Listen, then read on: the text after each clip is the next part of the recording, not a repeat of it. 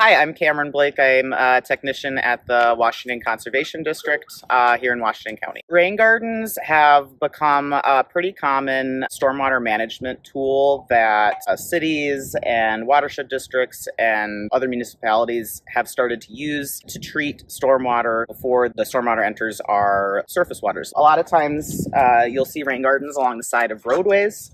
That's because they're capturing stormwater that would otherwise be going straight into the storm sewer. This is an example of one of our rain gardens in Stillwater that was actually installed in the fall. So the veg isn't super big yet, but we're still gonna go over some of the common features that you'll find in it. All rain gardens have an entry point where the water comes in. What we expect to see in all rain gardens is some form of a pre-treatment device that can look like a lot of different things depending on the age of the garden when it was put in, as well as the load that it's expected to receive and other factors. They're often planted with native species. The purpose they serve in these rain gardens are they help take up and evapotranspirate the water. So some of the water that is being treated is being infiltrated and some of it's being taken up by the plants and evapotranspirated. They also take up those nutrients from the stormwater that would otherwise go into our lakes and streams and cause algae blooms. And they also support the microbial community in the soil,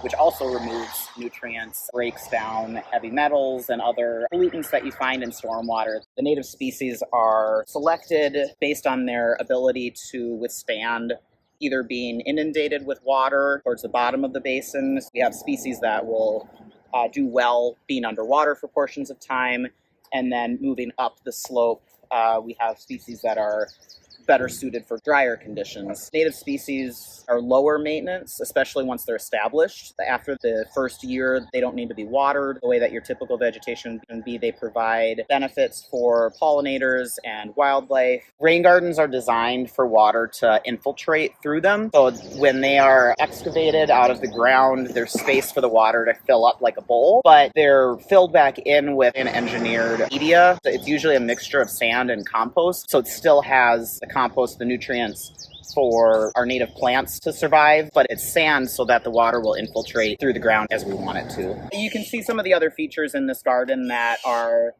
commonly found in other rain gardens now. PVC structures like this. Sometimes they're smaller, sometimes there's just a head sticking out. These are a good indication that a rain garden has a, I guess you might know it as a tile drain, but it's got a PVC pipe running underneath that's perforated, and it connects back to the storm sewer. These structures are either a clean out structure, so if there's a clog, they can be accessed and blown out so that they are still functioning, or it could also be where the gate valve is that can be opened and shut depending on how much water you want to allow to filter back through into the storm sewer, versus if you keep it closed, the water will be forced to infiltrate all the way into the ground. Usually gardens will have some kind of an edging to show a clear differentiation between the lawn and the garden. Another feature you might see in stormwater practices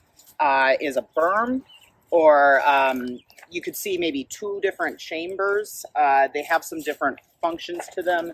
So for example, for this garden, this basin, this part of the garden, is the part that's designed to grow the native vegetation and infiltrate water.